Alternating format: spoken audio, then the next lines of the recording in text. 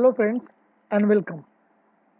In this video, we are going to see the first two stages in the formation of a company, that is promotion and registration. So let's start the video. So promotion is the first stage in the formation of a company. The promotion refers to the allocation of various activities designed for a particular company or a particular enterprises. At this stage, it requires a lot many things for the establishment of the company, such as capital, property, and the purpose of this company.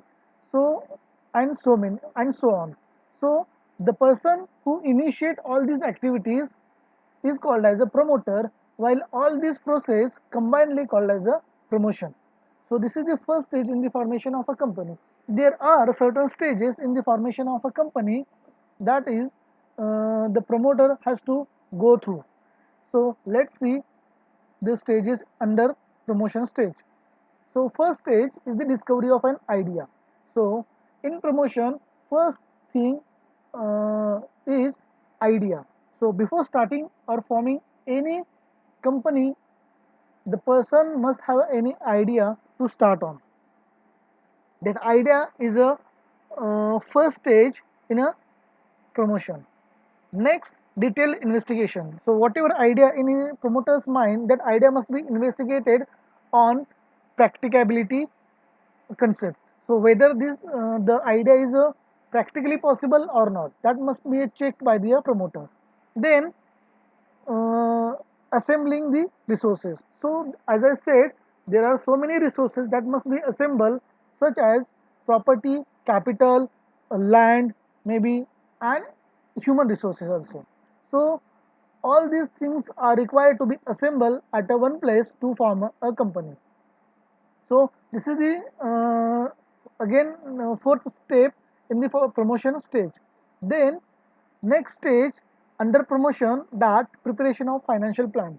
So to form a company, promoter has to make a financial plan which include different things such as capital, the money required for the acquired land or acquired any property, or for registration process fees, and so on. So there the financial plan, a detailed financial plan is required to meet all the expenditures of the formation of a company. That because all the expenditure before incorporation of a company has to be made by the promoters, and the proper records has to be kept by the promoter. So that's why detailed financial plan is required.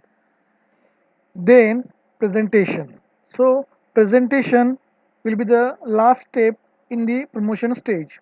So all of these are the stages under the promotion.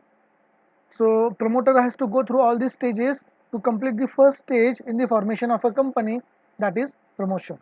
Now move to the next stage, that is registration or incorporation stage. This is the second stage in the formation of a company, and this is a very much important stage to in a company's life, because once company get registered, company come into existence. Unless and until company is not registered, company cannot come into existence. So company has to compulsory register itself with its name, location, and legal documents. This stage is very much important because companies transfers legal documents to the ROC, that is register of the company. So before applying for the registration of the company, the promoter has to get approval for their company's name from the register of the company. Once they get approval for the name of its company, then they can apply for the registration of the company. So there are certain procedure that must be followed for the registration of a company. Also, there are certain documents which is required to fill up with the register of the company. So under which first document is the memorandum of association with all the clauses that which is mentioned in the memorandum of association, that MOA must be registered with the register of the company, and it must be submitted to the ROC at the time of registration.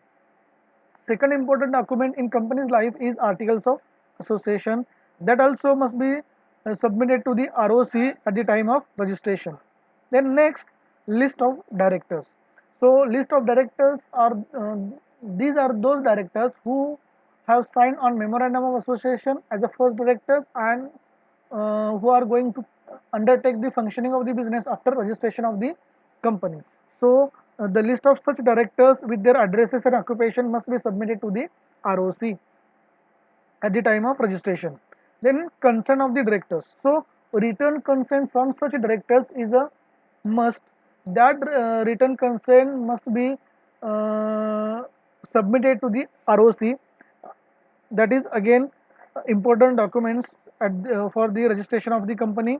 Then statutory declaration. So statutory declaration is required by any one of the following persons stating that all the requirements of the company act regarding registration have been duly fulfilled.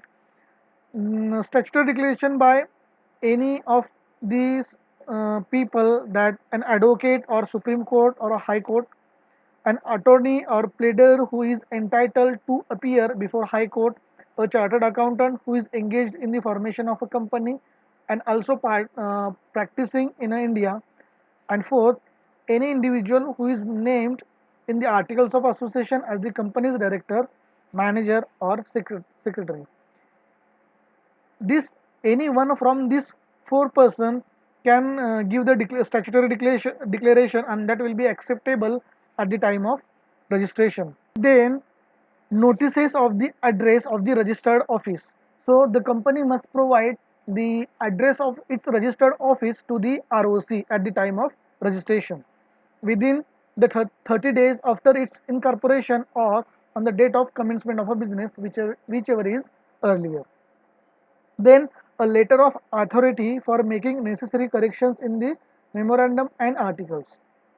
A letter of authority on a non-judicial stamp paper of the requisite value signed by all the subscribers in favor of one of them or any other person for making necessary corrections on their behalf in the memorandum and articles and other papers is to be filed with the register of the company.